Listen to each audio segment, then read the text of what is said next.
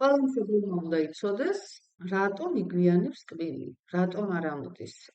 თუ ბავშვი არის 8 წლის, ამოუვიდა გვერდით საჭრელი კბილები, ამოუვიდა ერთ-ერთი მუდმივი კბილი, ესე იგი მე-11 კბილს, რომელიც უნდა ამოსულიყო 6-7 წლის ასაკში, რაღაც უშლის ხელს.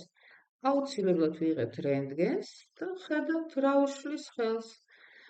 პაციენტს აქვს ზეკომპლექსური კბილი. და ეს ზეკომპლექსური კბილი უნდა ამოვიღოთ, რომ მუდმივ კბილმა შეძლოს ამოსვლა. ზეკომპლექსური კბილის ამოღება შეიძლება ნებისმიერ ასაკში.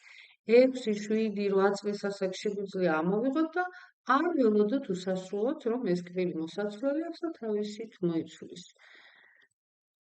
აი ასეთ პროცედურას ვატარებთ.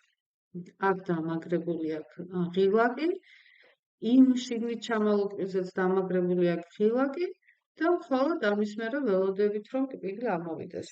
შეიძლება ჩავსვათ სრული ბრეკეტები, შეიძლება გავაფართოთ ზედაყბა, იმიტომ რომ ჭირდებოდა ამ შემთხვევაში ადგილის დეფიციტი იყო, არ ქონდა ამ კბილს ამოსასვლელი ადგილი.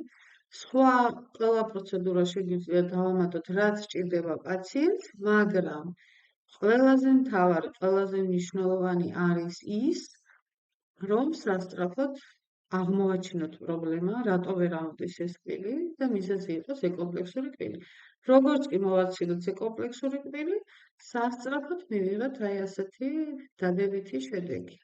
ამიტომ დააკვირდით თქვენ შვილებს, გადათვალეთ კბილები, ნახეთ თუ ამოსული აქვს გვერდით საჭრელი კბილები, ესე იგი ამ კბილს უშლის რაღაც.